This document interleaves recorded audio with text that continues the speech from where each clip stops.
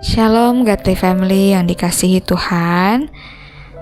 Mari kita menikmati teh hangat pagi ini, teduhkan hati dan hadirkan semangat dengan mendengarkan firman Tuhan. Firman Tuhan pagi ini terambil dari Matius 10 ayat 5-8 yang berbunyi demikian. Kedua-belas murid itu diutus oleh Yesus dan ia berpesan kepada mereka, "Janganlah kamu menyimpang ke jalan bangsa lain atau masuk ke dalam kota orang Samaria, melainkan pergilah kepada domba-domba yang hilang dari umat Israel. Pergilah dan beritakanlah, kerajaan sorga sudah dekat.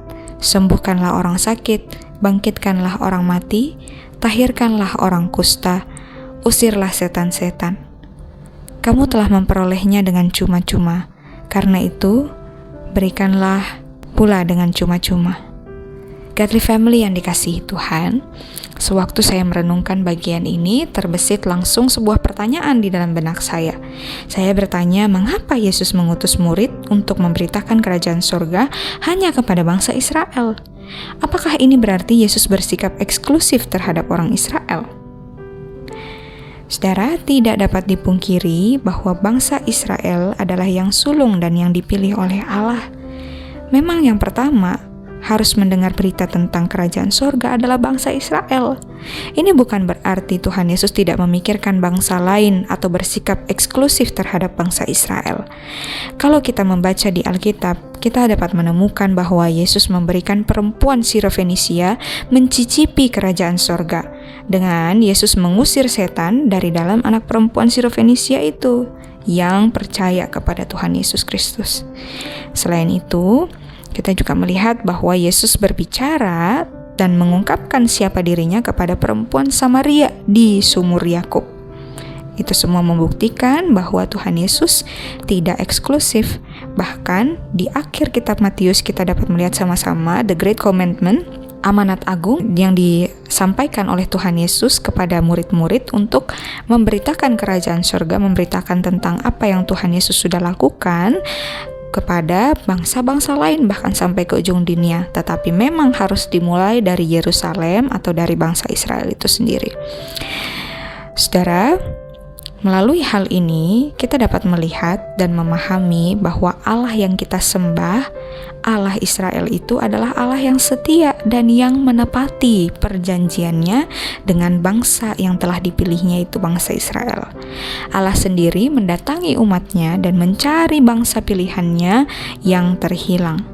Ya, betapa Allah begitu mengasihi bangsa Israel sehingga mereka tidak dilewatkan, walaupun memang Allah pasti tahu mereka menolak Kristus, tetapi mereka tidak dilewatkan. Mereka tetap menjadi yang pertama yang mendengarkan berita itu.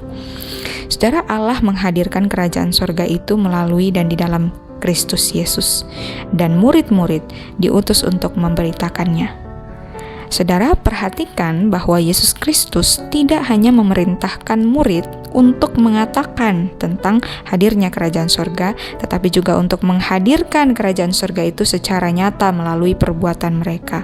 Mereka diutus untuk menghadirkan kerajaan surga, mengadakan perbuatan-perbuatan yang ajaib, tentunya dengan kuasa yang dari Tuhan, ya, untuk menyembuhkan orang sakit, membangkitkan orang mati, mentahirkan orang kusta, mengusir setan-setan dan lain sebagainya.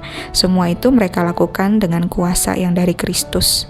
Saudara, demikian juga kita telah mengalami kerajaan surga di dalam Yesus Kristus. Dan kita diutus untuk menghadirkan kerajaan surga itu kemanapun Kristus Tuhan mengutus kita. Kita tidak dapat mengadakan mujizat, tetapi kita dapat menghadirkan kerajaan surga itu lewat perbuatan yang kita lakukan. Memberikan makan kepada mereka yang membutuhkan, berbuat baik kepada mereka yang membutuhkan, dan lain sebagainya. Banyak hal yang bisa kita lakukan untuk menghadirkan kerajaan surga di tengah-tengah dunia ini. Saudara, mari kita kerajaan surga itu melalui perkataan maupun melalui tindakan nyata dalam perbuatan kita. Mari kita berdoa. Ya Tuhan, kami bersyukur karena Engkau menghadirkan kerajaan surga di dalam Yesus Kristus. Dan kami bersyukur Tuhan, karena Engkau mengatakan bahwa Engkau ada di dalam kami, dan kami pun diutus untuk menghadirkan kerajaan sorga itu ke tengah-tengah dunia ini kemana Engkau mengutus kami. Tuhan, tolonglah kami supaya lewat perkataan kami hari ini, lewat perbuatan kami hari ini, kami menghadirkan kerajaan sorga bagi orang-orang di sekeliling kami. Terima kasih Tuhan, di dalam nama Tuhan Yesus kami berdoa. Amin. Selamat melanjutkan aktivitas sepanjang hari ini. Tuhan Yesus memberkati.